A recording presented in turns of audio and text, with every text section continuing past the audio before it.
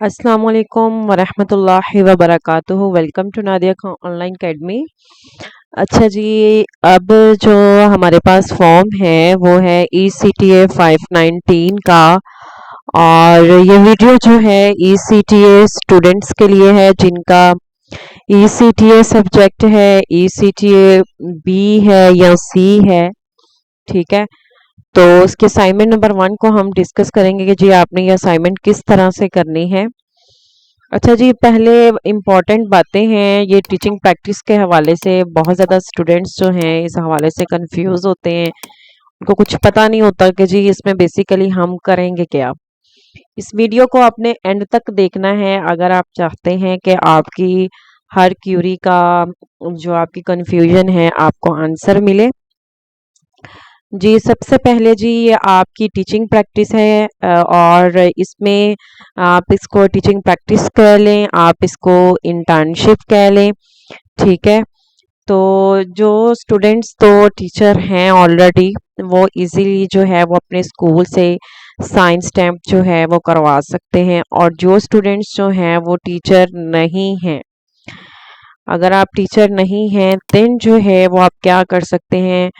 देखिए जी, अगर तो आप टीचर नहीं हैं और आप इंटर्नशिप करना चाह रहे हैं, आप कहते हैं कि जी हम स्पेशल जो है वो इंटर्नशिप करने जाएं, तो आपको पता है कि इंटर्नशिप अगर आप करने चाहते हैं तो वो आपको कोई मतलब पे वगैरह नहीं करेंगे। ठीक है, और आपका अगर आप टीचिंग में इंटरेस्टेड नहीं है या कोई और जॉब कर रहे हैं तो उसका अल्टरनेट आप क्या कर सकते हैं। देखिए, ये आपकी ऐसी असाइनमेंट्स होती हैं जिनको आप घर में बैठ के इजीली आप कर सकते हैं खुद से। ठीक है, और इसमें कुछ आपकी असाइनमेंट्स जो हैं वो स्कूल एक्टिविटीज से रेलिवेंट होती हैं, कुछ असाइनमेंट्स जो हैं वो ज़्यादातर जो असाइनमेंट्स होती हैं ना वो लेसन प्लान से रेलिवेंट होती हैं। आपको एक फॉर्मेट दिया जाता है और उस फॉर्मेट के अकॉर्डिंगली आपने लेसन प्लान वगैरह बनाने होते हैं।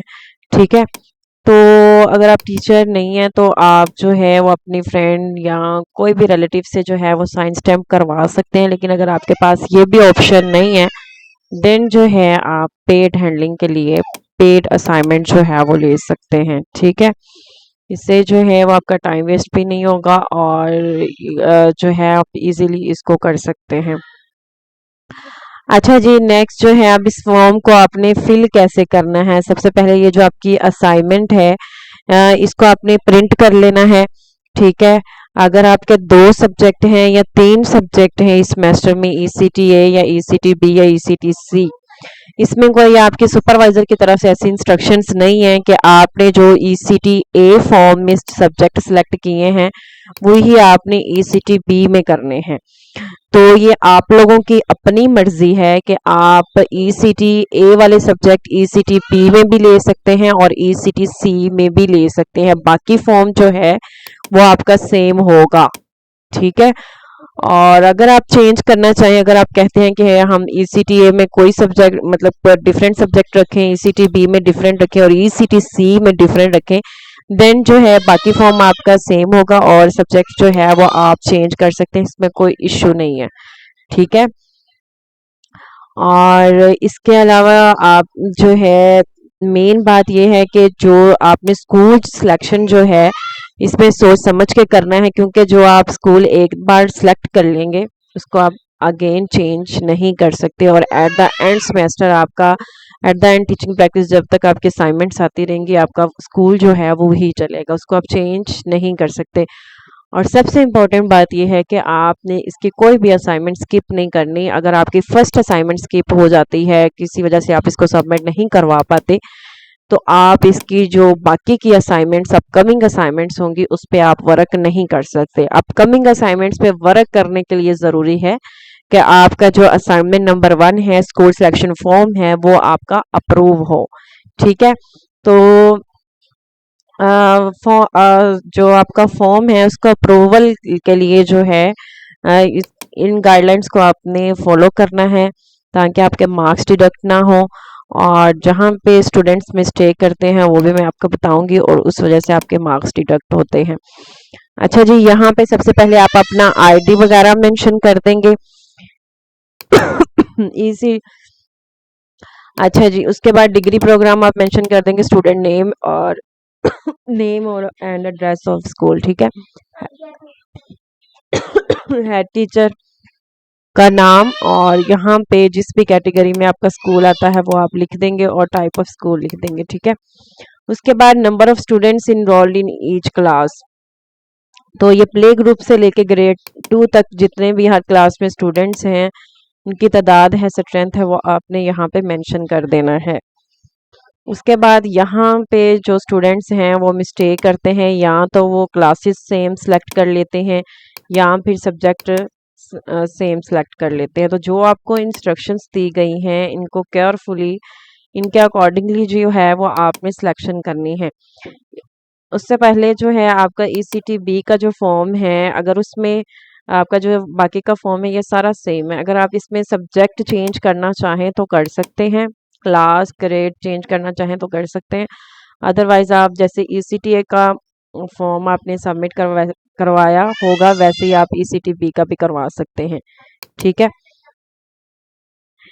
तो सब्जेक्ट सिलेक्शन जो है वो आपने क्या करनी है, आपने 3 डिफरेंट क्लासेस लेनी है और हर क्लास में से एक डिफरेंट सब्जेक्ट आपने सेलेक्ट करना है। प्ले ग्रुप से ग्रेड 2 तक जो है वो आपने क्लासेस लेनी है, और ग्रेड 3 से अबव क्लासेस जो हैं वो एक्सेप्टेबल नहीं है।